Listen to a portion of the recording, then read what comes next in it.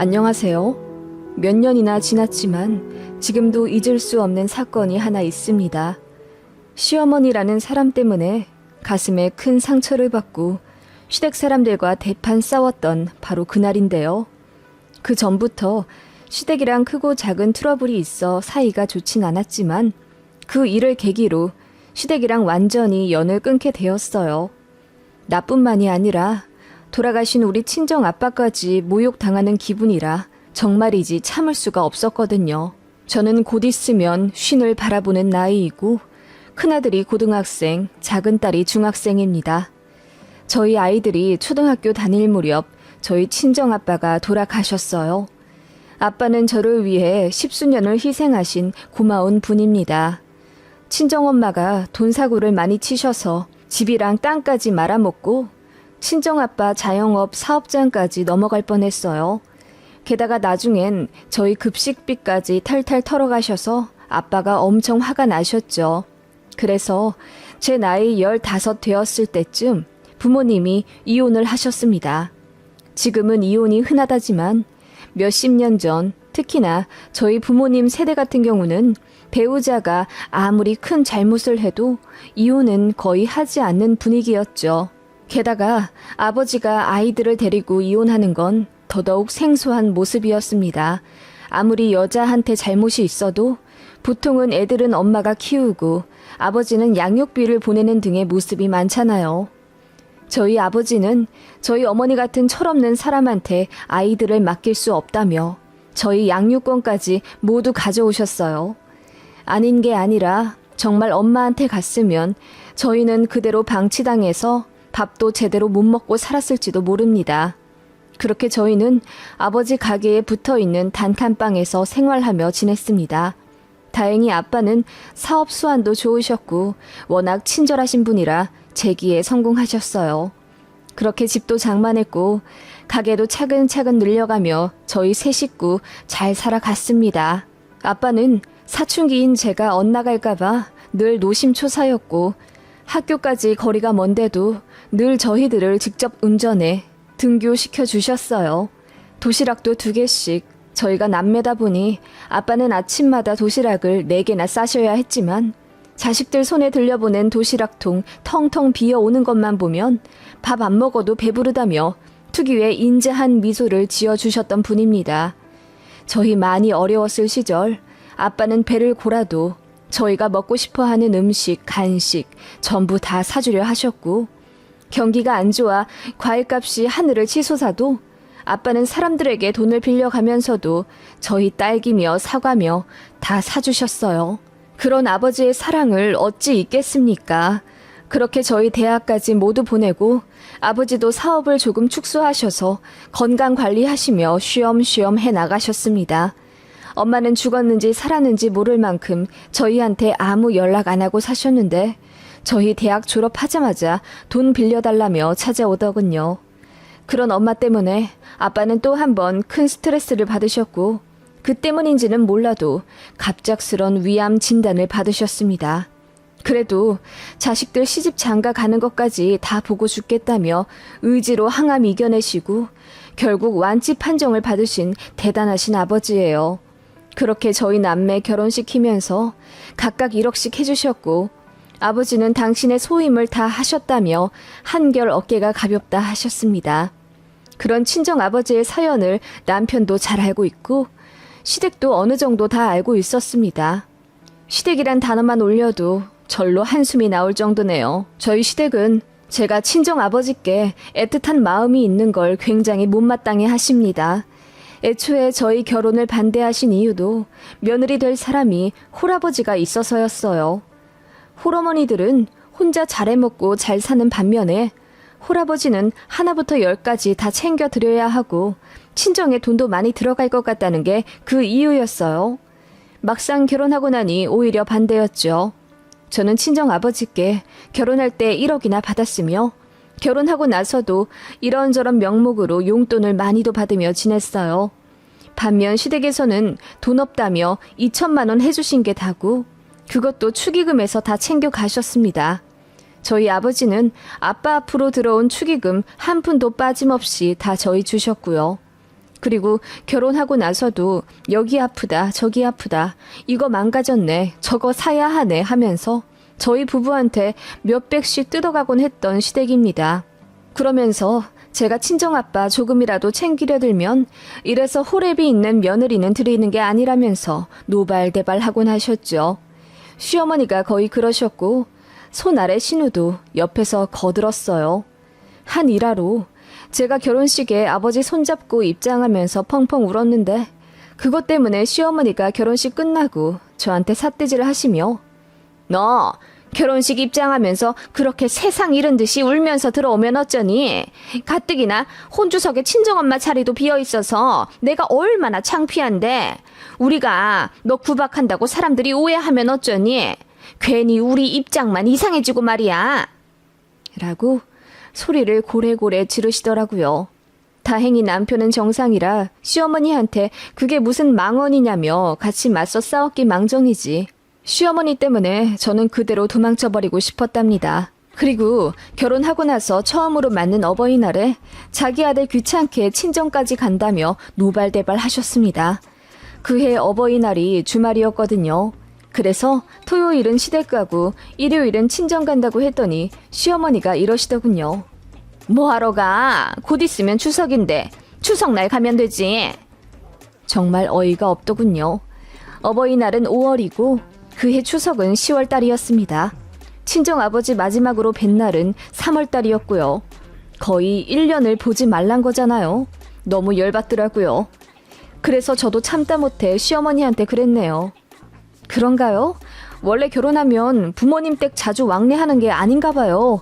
그럼 저희 이번 어버이날에만 시댁 오고 이제 다음 추석에 뵙겠습니다. 라고 했더니 시어머니가 무슨 말도 안 되는 소리를 하고 있냐며 소리를 꽥꽥 지르시더라고요. 친정이랑 시댁이랑 같아? 아니 시댁은 더 가까이 있잖냐? 그러니까 자주 와야지. 정말 우습게도 시댁과 친정은 고작 30분 거리밖에 되지 않습니다. 그저 갑질하고 싶어 우스운 핑계를 대신 것이지요. 아무튼 저는 그 당시 새댁이었지만 시어머니에게 쌓인 것이 많아 그대로 들이받았고 그 덕분에 시어머니랑 대판 싸우게 되었습니다. 시어머니는 저 같은 며느리 들이기 싫다며 아들더러 이혼하라 성하셨고요. 누가 봐도 어머님이 무리하게 구시다가 일이 커진 거라 남편은 제 편 들어줬어요. 그 덕분에 신우까지 합세해. 오빠 너무한 거 아니야? 엄마 편 들어야지. 오빠 평생 키워준 엄마를 겨우 새언니란 사람 하나 때문에 이렇게 배신해도 되는 거야? 라고 하더군요. 겨우 새언니란 사람 하나 라는 말이 빗으로 남아 제게 큰 상처가 되었고요. 그 덕분에 시댁과는 굉장히 소원해졌습니다. 솔직히 아예 안 보고 살고 싶었지만 뭔가 그럴 수가 없는 현실이었어요. 시부모님이 각각 앓고 계신 질환 때문에 대학병원을 다니시는데 그게 저희 집 근처에 있습니다.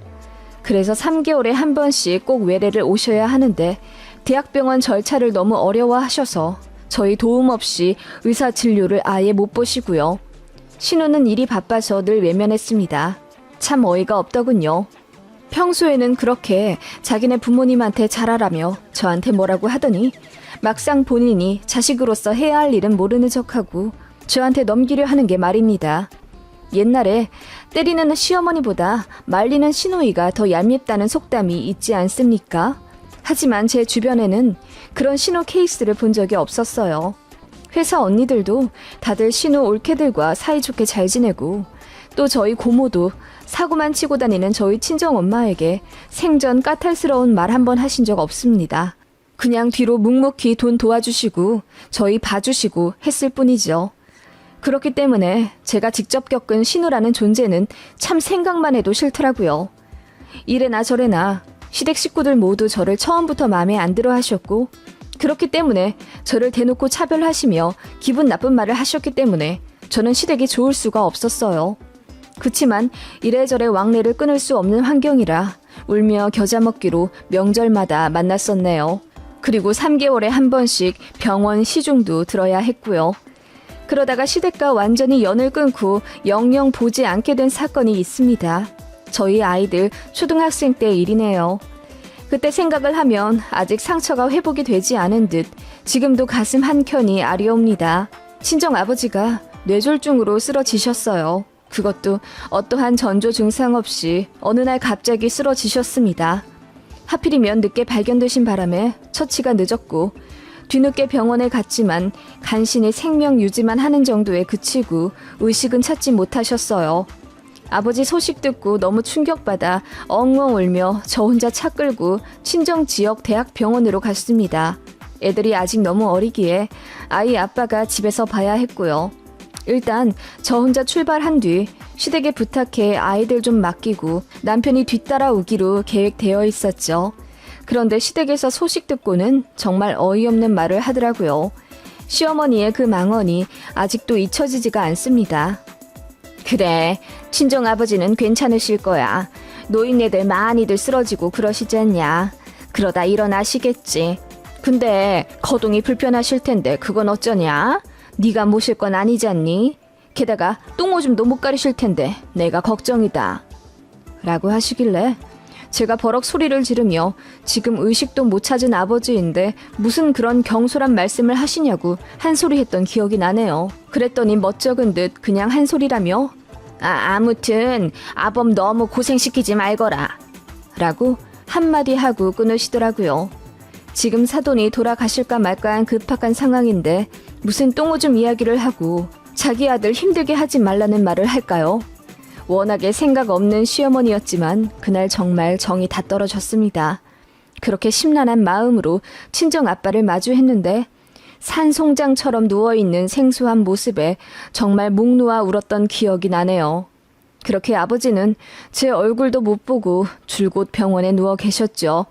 이대로 의식을 찾더라도 몸이 불편해질 수 있는 상황이 있다고 의사가 말했지만 그런 거 상관없이 제가 잘 모실 수 있으니 제발 깨어나시길 간절히 빌었습니다. 그러나 불행하게도 수술 합병증이 찾아와 급성 폐렴에 고생하셨고 2번이나 심정지를 겪고 1달 반 만에 결국 저 세상에 가셨어요.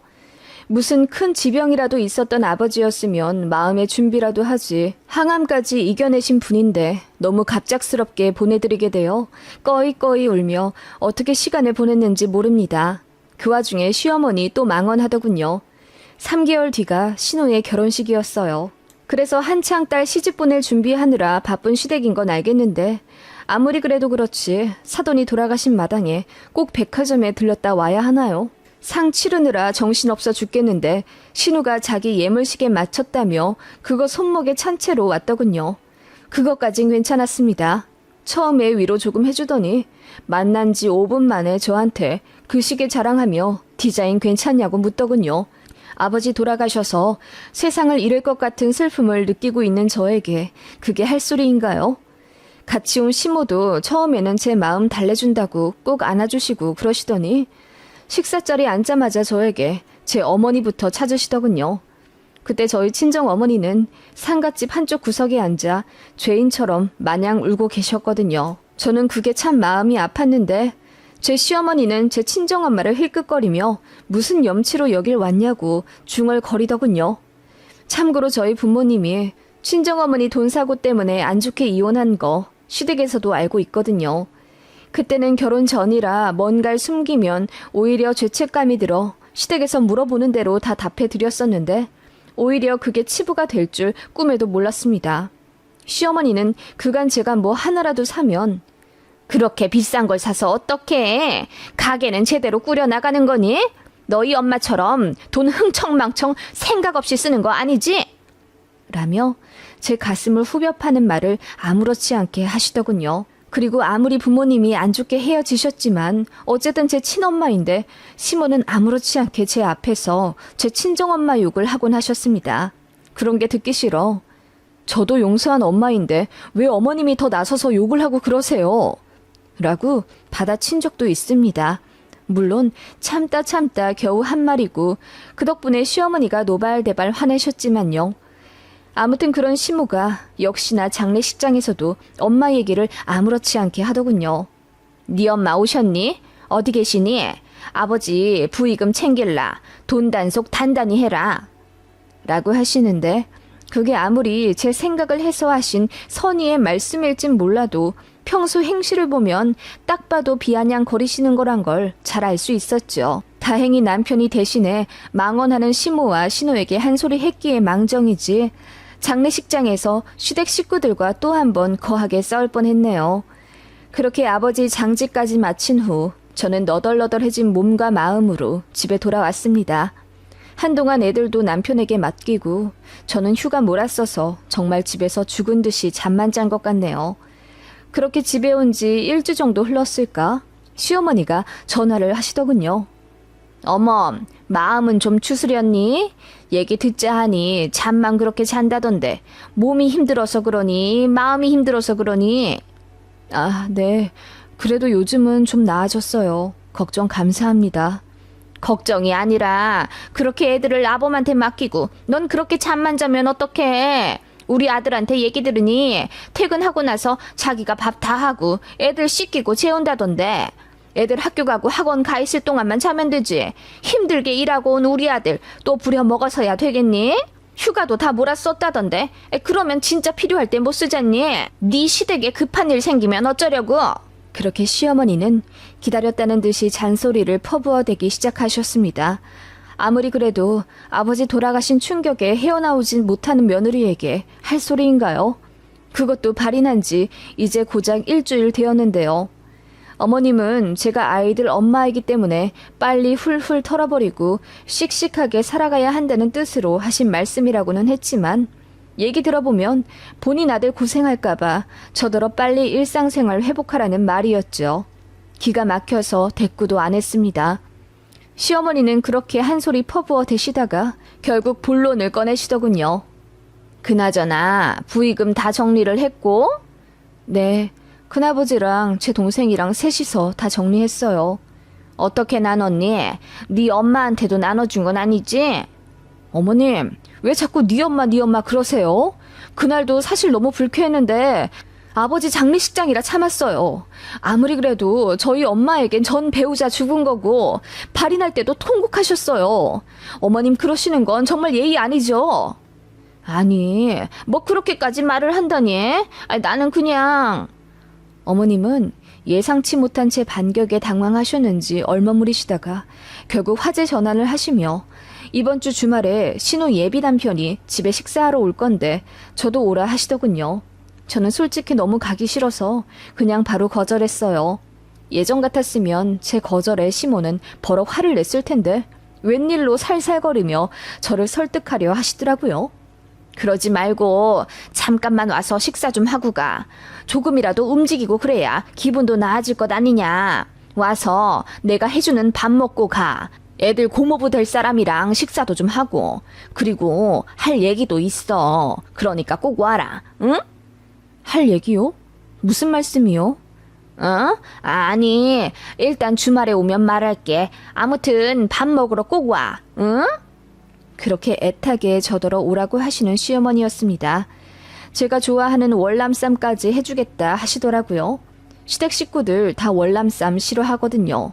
이런저런 망언으로 제 마음을 복잡하게는 만들었지만 그렇게까지 부탁을 하시고 어쨌든 저희 친정아버지 일에 발걸음 해주셨으니 가긴 가야겠다는 생각이 들었어요.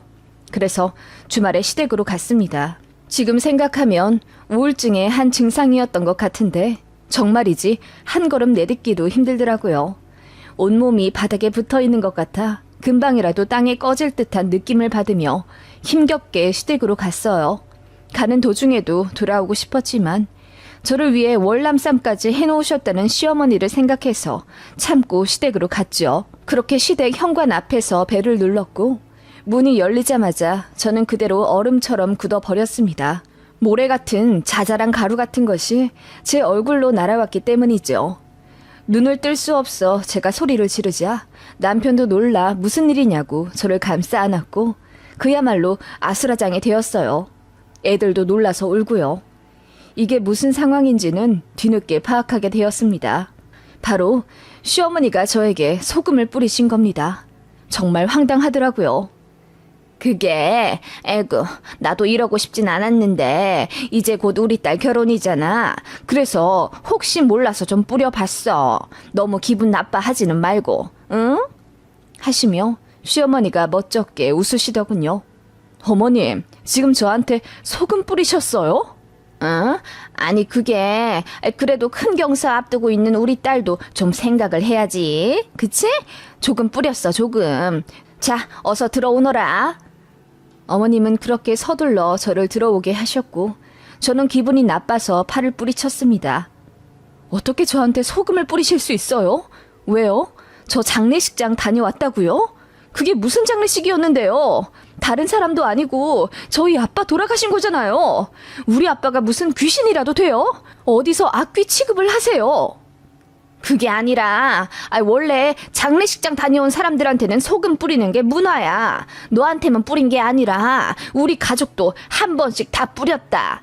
자, 아범도 뿌리고 우리 손주들도 좀 뿌리고, 응? 됐지? 그냥 하는 거야. 하시며 시어머니는 멋쩍게 웃으며 소금을 저희 가족에게 뿌리시더군요. 저는 열받아서 그대로 몸을 돌려 다시 엘리베이터로 탔습니다. 그랬더니 시어머니가 헐레벌떡 달려와 기분 상했다면 미안하다며 제발 밥 먹고 가라고 비시더군요. 그 소란에 뒤늦게 부엌에서 신우랑 예비 고모부까지 나왔고요. 신우가 입이 삐쭉 나와서는 여기까지 왔는데 그깟 소금 맞은 것 때문에 기분 나빠서 그냥 가는 거냐며 비꼬더군요. 그 말에 남편이 더 발끈해 그야말로 싸움이 시작되었고요.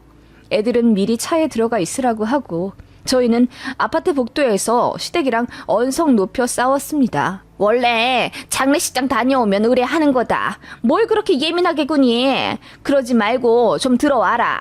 내가 할 말 있다고 하지 않았니? 예민하게 군다고요?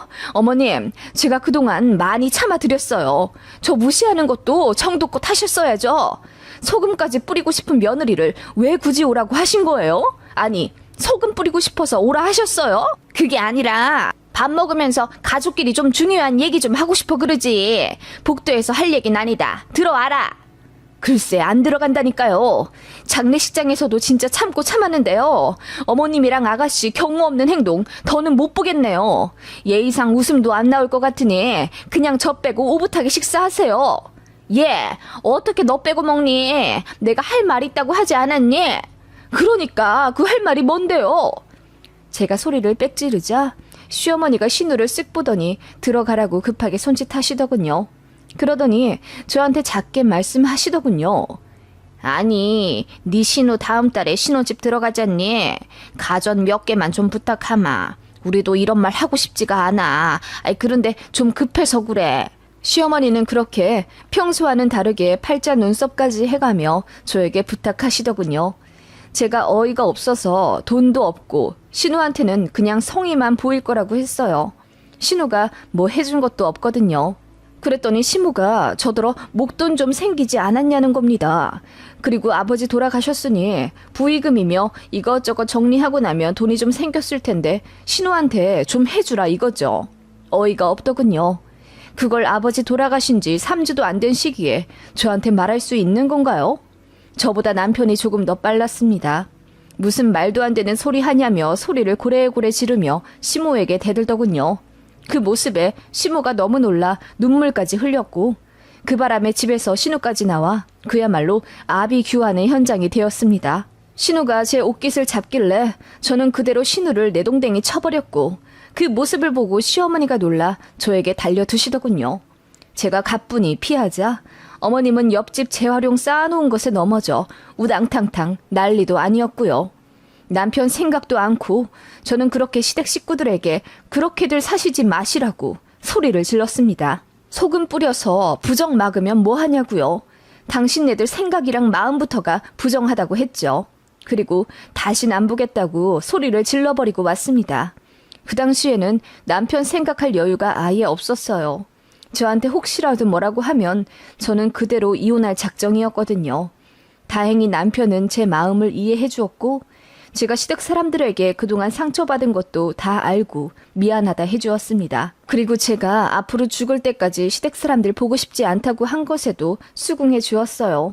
그렇게 그날 이후로 정말 시댁과 남남처럼 지내게 됐네요. 신우 결혼식에도 안 갔어요. 당연하지만요. 무슨 콩고물이라도 얻어먹으려 했던 모양인데 일이 이렇게 되니 시댁도 참 갑갑했겠죠.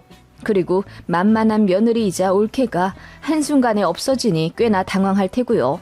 뒤에서 제 욕 무지하게 한 모양인데 상관없었습니다. 앞으로 안 보고 살면 됐으니까요. 그렇게 거의 10년이 다 되어가네요. 시댁이랑 전화 한 통 한 적 없고 가지도 않았어요. 아쉬운 건 그쪽이겠죠. 저는 안 보고 사니 편합니다. 3달에 한 번씩 대학병원 모셔다 드려야 해서 하루에서 이틀을 무수리 노릇하며 쌩고생했던 저였지만 이제 그 노동 안 해도 되니 좋더군요. 제가 안 하니 신우가 발 동동거리며 본인 부모님 병원 처리해드리고 있고요. 아마 꽤나 제가 아쉬울 겁니다. 이쯤 되니 친정아빠가 저 편하게 살라고 도와주신 거 아닐까 생각도 들 정도로 마음 편히 지냈고요. 모든 시댁이 나쁜 건 아니겠지만 이런 사람들도 있더라고요. 시댁이라서 나쁜 게 아니라요. 긴 글 읽어주셔서 감사합니다.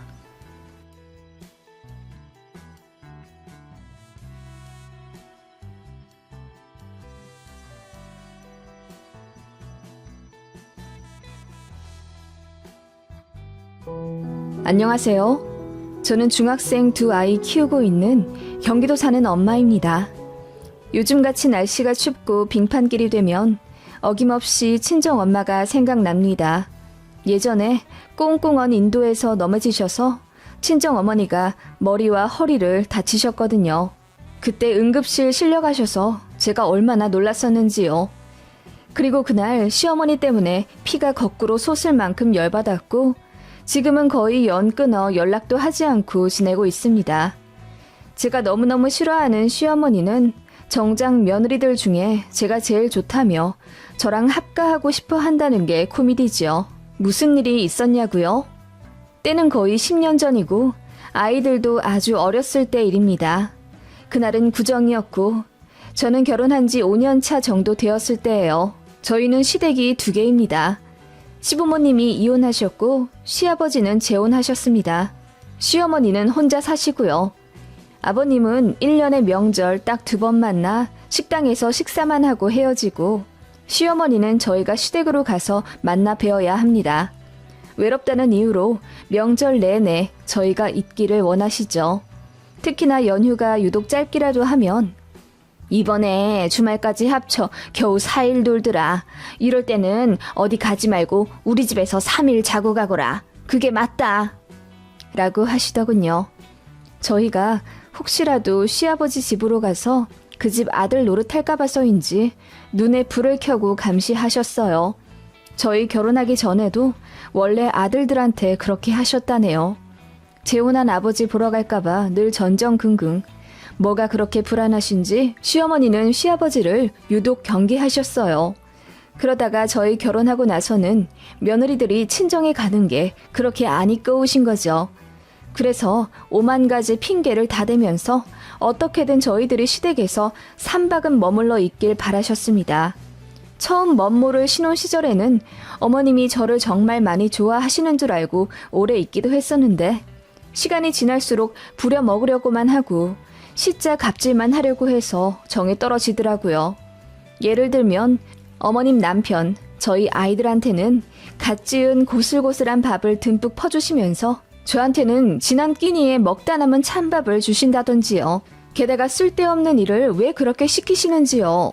어차피 명절에 시댁에 오는 사람들이라고는 저희 가족이랑 형님네 부부뿐인데 음식을 거의 20인분은 만드십니다.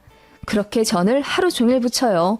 갈비찜도 엄청 많이 하시고 잡채도 거의 10kg는 하시는 듯해요. 물론 며느리들이 다 했습니다. 어머님은 이래라 저래라 그 좁은 주방에서 지휘만 하시고요. 그렇게 만든 음식을 밀폐 용기에 나누세요. 그래서 어머님 개인적으로 아시는 분들한테 나눠주시고요. 그걸 전부 저희 며느리들이 다 해요. 어머님이 시키십니다. 예, 이 용기에는 고기가 덜 들어갔지 않니? 조금 더 잘 넣어라. 잘 좀 분배해. 잔소리도 엄청 나시고요. 그렇게 하루 종일 음식하면 물려서 먹기도 싫어요. 그런데 어머님은 남은 거 아깝다면서 꾸역꾸역 저희한테 싸주시고요. 남편도 싫어하고 저희 아이들도 별로 반기지도 않는 음식들인데 어머님은 그렇게 억지로 저희 트렁크에 넣으십니다. 심지어 어머님 혼자 살아 냉장고에 음식이 넘쳐난다면서 유통기한 지난 소시지나 다 물러터진 채소들을 그렇게 저희한테 자꾸 주려고 하세요. 그래 놓고는 저희한테 장 보느라 돈 많이 썼다면서 대놓고 용돈을 바라시지요. 물론 명절에 용돈 드리는 게 맞긴 합니다만 저희 시어머니 같은 경우는 50만 원, 100만 원까지도 크게 바라시니까 어이가 없는 거예요. 저희도 공무원 외벌이 부부이고 아주버님네도 힘들고 바쁘게 일하고 사는 거 아시면서요. 그런 까닭에 저희 형님은 시어머니랑 한번 대판 싸우고 명절에 안 오기 시작했습니다. 동서인 저에게 너무 미안하지만 시댁 한번 갔다 오면 아주버님이랑 이혼 얘기하면서 싸우게 되고 그런다면서요. 그렇다 보니 어머님은 저한테 더 집착을 하게 되신 것 같아요. 아들들도 무뚝뚝하고 그나마 살가운 척하는 저에게 더 기대시더라고요. 게다가 형님네는 딩크라 아이가 없고 저희는 아들이 둘이나 있어서 그런지 어머님은 저희 집을 더 좋아하셨어요. 대놓고 이렇게 말씀도 하셨죠. 큰아들은 남 같아. 큰 며느리도 그렇고 어쩜 그렇게 정들이 없는지. 나한테 자식은 둘째 아들 하나뿐이다. 며느리도 너 하나만 있다고 생각하련다. 그러니까 너도 나를 엄마처럼 생각하고 더 잘하거라. 라고 하시더군요. 그렇게 시어머니는 외롭다는 이유로 합가까지 하려 하셨지만 제가 극구 반대했습니다. 어머님은 아직 정정하시고 무엇보다 제가 시어머니 같은 분을 모시고 살 자신이 없더라고요. 그 부분은 남편도 이해하는 바입니다. 본인도 자기 엄마랑 죽어도 못 살겠다고 하는 양반인데요. 그래서 죄송하지만 합가는 안 되겠다고 했더니 충격 받았다면서 엉엉 울고 그러셨던 분이에요. 솔직히 말해서 시어머니는 제가 1을 해드리면 10을 바라는 분이시고 또 자식한테 무언가를 베푸는 법이 없으신 분입니다. 저희 아이들 둘 낳는 동안 내복 각각 한 벌씩 그리고 큰아이 돌 때 금반지 받은 게 다네요. 둘째 아이는 아예 안 챙겨주셨고요. 어린이날 생일 이럴 때도 아예 모른 척 하시고 정작 어머님 생신 때는 한 달 전부터 어디 가고 싶다, 뭐 갖고 싶다 대놓고 요구하시는 분이세요. 그런 분이니 제가 학을 뗄 수밖에 없죠. 그래서 나중에는 대놓고 저희도 돈 없다, 이번에 그렇게 못 해드린다 차갑게 말씀드리곤 했지만 어머님은 서운은 하시면서도 태도를 잘 고치지 않으시더라고요. 이래저래 정말 싫은 시어머니지만 이혼도 하신 데다 큰아들네까지 안 찾아오니 이만저만 외로운 게 아니겠다 싶어 한 달에 2번은 안부 전화하고 명절에도 꼬박꼬박 찾아가 2박 이상은 머물러 있곤 했습니다. 어버이날, 생신, 연말 같은 경우도 시댁 찾아갔고요. 아무튼 저는 최선을 다한 며느리라고 생각합니다. 남편도 저에게 많이 고마워하고 있고요. 게다가 저희 친정도 어머니만 있으세요. 친정 아버지가 저 대학생 때 돌아가셨고 엄마는 쭉 혼자 사십니다. 그나마 친정 근처에 제 친언니가 살고 있기 때문에 그닥 외로워는 안 하시고요. 원래부터 독립적이시라 일도 늘 하셨고 친구분들이 많으셔서 쉬는 날에 잘 어울려 놀러 다니세요. 그렇기 때문에 자식한테 기대지 않으려 하시고 움직일 수 있으면 일을 하는 게 맞다고 생각하셔서 벌어둔 돈도 많으십니다. 그렇기 때문에 저희한테도 이것저것 베풀어 주려고 하시고요. 저희 결혼할 때는 친정엄마가 5천만 원이나 해주셨고 저희 아이들 돌 때마다 100만 원씩 주셨습니다. 그 외 용돈과 선물도 많이 주시는 분이세요. 그리고 친정에 방문하면 저 힘들다고 음식도 미리 다 해놓으시고 아이들 데리고 나가 놀며 저랑 제 남편 집에서 낮잠 자게 하십니다. 여러모로 저희 시어머니랑 완전히 반대세요. 시어머니는 일단 저희 결혼할 때 1원도 안 보태주셨고 저희한테 돈 쓰는 거 너무 아까워하시고 자식한테는 돈을 받아야 한다고 생각하시는 분인데다 무조건 부려먹으려고만 하시거든요. 솔직히 말해서 친정엄마랑 비교가 안 될 수가 없죠. 그 점을 남편도 잘 알고 있고요. 그래서 늘 장모님께 잘하려고 노력하는 사위입니다. 그래서 시어머니가 뭐 사달라, 뭐 해달라 요구하고 하루 종일 저희 일 시켜 먹으면 남편이 대놓고 엄마, 장모님은 미리 음식도 알맞게 해놓으시고 우리 가면 애들은 당신께서 보신다며 우리더러 그냥 쉬라고 안방에 이불 깔아놓는 분이셔. 그 정도는 아니더라도 우리 좀 배려해주면 안 돼? 이러면 우리가 좋은 마음으로 엄마 집에 찾아오겠어? 말한 적도 있어요. 그것도 남편이 참다 못해서 질러버린 거고요. 그 바람에 시어머니가 난리셨습니다. 어떻게 네가 나한테 그런 말을 하냐? 네가 그러고도 자식 새끼야? 그렇게 네 처가가 좋으면 거기 가서 아들 노릇하고 살아라. 그래, 나 같은 애미라서 미안하다. 내가 죽어도 찾아오지 마! 라고 하시며 다신 저희 안 보고 살겠다 하시더니 며칠 뒤에 슬그머니 저한테 전화하셔서는 아무렇지 않은 척 핸드폰 뭐가 망가진 것 같은데 다음 주에 좀 내려와 달라 하시더군요. 여기까지만 써도 저희 시댁과 친정 사정에 대해 어느 정도 파악하셨죠? 저희 시어머니는 정말 답이 없고 좀처럼 정이 안 가는 분이세요. 게다가 저한테도 말로는 우리 며느리 하시지? 제가 바닥에 궁둥이 대고 있는 꼴을 못 보시는 분이라 시댁 청소, 부엌 정리, 장바오라 시키시죠. 남편은 항상 제 눈치 보며 자기가 하려고 하지만 어머님은 또 그건 안 되겠는지 우리 며느리가 잘해. 너는 손이 야물지 못해서 못한다. 우리 며느리가 하게 냅둬라. 하시며 아들 손에 물 한 방울 안 묻히게 하려는 분이십니다. 뭐 결국 남편도 같이 일하긴 하지만 어머님은 그걸 못마땅히 여기시고요. 아무튼 그런 시댁이었고 문제의 발단이 된 어느 구정 날이었습니다. 저희는 명절에 시댁 먼저 갔다가 친정에 갑니다. 그게 나아서요. 물론 시어머니가 좋게 보내주지 않으십니다. 2박하고 그 다음 날 아침만 먹고 친정으로 떠나는데 꼭 이것저것 핑계 대가며 새아가 점심까지 먹고 가라. 내가 만두 좀 더 쪄놓을게. 응? 라며 점심, 심하면 저녁까지 먹고 눌러 앉게 하려고 하시거나 새아가 세탁기 뒤로 빨랫감이 잔뜩 넘어간 것 같은데 그거 좀 봐주고 가지 않으련? 아, 그리고 옥상에 방수 페인트가 다 벗겨졌나 봐. 아들이 올라가서 좀 봐주지 않을래? 많이 벗겨졌으면 오늘 좀 발라주고 가든지 페인트 한 통 사둔 거 있다. 라고 하시며 명절 내내 아무 말씀 없으시다가 갑자기 집 수리를 요구하세요. 처음엔 어머님 부탁 들어드린다고 시댁에 머물다가 결국 어머님 바람대로 저녁까지 먹고 간 적도 있습니다. 그래서 친정 결국 못 가고요. 그런 일이 몇 번 반복되니 너무 짜증이 나더라고요. 그래서 대놓고 저도 어머님, 저도 친정 가야죠. 친정엄마랑 언니네 가족 다 저희 기다려요. 라고 했더니 눈물을 글썽거리며 마지못해 보내주는 척 하세요. 그러고는 저한테 들릴 듯 작게 에구, 내가 빨리 죽어야지. 외로워서 살겠나? 라고 하시죠.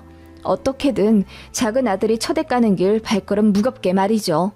나중에는 그냥 어머님 말 무시하고 막무가내 떠나긴 했는데 막상 갈 때마다 어머님 때문에 짜증이 나니까 미치겠더라고요. 그러던 와중 어느 구정이었고 시댁에서 하룻밤 자고 일어난 아침이었습니다. 친정 언니한테 전화가 오더라고요. 저 시댁에 있을 때는 웬만하면 전화하지 않는 언니라 좀 놀라긴 했지만 바로 받았습니다. 응, 언니, 무슨 일이야? 현정아, 큰일 났어. 엄마가 빙판길에서 미끄러져서 크게 다치셨어. 우리 애 준다고 딸기 사러 새벽에 나가셨다가 미끄러지셨나 봐. 그런데 지나가는 사람이 없어서 누워 계신 채로 거의 1시간은 있으셨나 봐. 지금 응급실 가는 중이야. 뭐? 그게 정말이야? 청천벽력 같은 언니의 말이었어요. 친정엄마가 새벽에 빙판길에서 넘어지셨는데 하필이면 사람이 없는 시간대라 늦게 도움을 받으셨나 보더라고요. 그날 너무 추운 날이었는데 머리랑 허리 다치신 것도 문제지만 저체온으로 위급한 상황이었어요. 제가 놀라서 허둥지둥 남편에게 말했고 급하게 친정으로 가야 했기에 짐도 서둘러 싸기 시작했습니다. 시어머니가 뒤늦게 방에서 나오셔서는 너희들 뭐하니? 왜 갑자기 짐을 싸고 있어? 라며 놀라시더군요. 어머님, 저희 이번엔 일찍 가야겠어요. 친정엄마가 빙판길에서 넘어지셨는데 늦게 발견되셔서 지금 저체온으로 위험하시대요. 에고, 그러냐? 많이 다치셨대? 언니 말로는 머리랑 허리를 다치신 것 같다고 하는데 그것보다 지금 체온이 많이 낮으셔서 그런지 정신을 못 차리신다고 하더라고요. 제가 서둘러 짐을 싸며 시어머니에게 말씀드렸고 어머님은 입을 떡 벌린 채 놀라시더라고요. 애들 급하게 옷 입히고 있는데 어머님이 연신 질문하시더군요. 그래서 지금 응급실로 간다고? 언니네도 갔고? 네, 언니랑 형부도 출발했대요. 머리를 다치신 거면 말씀도 못 하실 텐데 그건 아니지? 가봐야 알겠는데 그래도 털모자를 쓰고 계셔서 세게 부딪히진 않으신 것 같아요. 다행이구나. 그리고 패딩 입었으니 허리도 괜찮으실 거야. 그랬으면 좋겠어요. 일단 가서 얘기를 들어봐야 하겠지만요. 어머님, 먼저 가서 죄송해요. 그럼 이따가 식사 맛있게 하세요. 남편은 먼저 차에 시동을 걸러 짐을 챙겨 나간 상태였고 저는 아이들 챙겨서 일어나려고 한 순간이었습니다. 어머님이 저를 순간 막더니 아니, 근데 언니도 있는데 뭘 그리 급하게 나선다니. 그러다 사고 난다. 천천히 가도 돼. 라고 하시길래 저는 어머님이 저희를 걱정해서 하시는 말인 줄 알았습니다. 그래서 괜찮다고 했더니 어머님이 살짝 굳은 얼굴로 아니, 괜찮으실 것 같은데 이렇게 빨리 갈 필요는 없잖니? 라고 하시더군요. 그제야 어머님의 의도가 파악되더라고요. 어머님은 저희가 일찍 가는 게 싫으셨던 겁니다.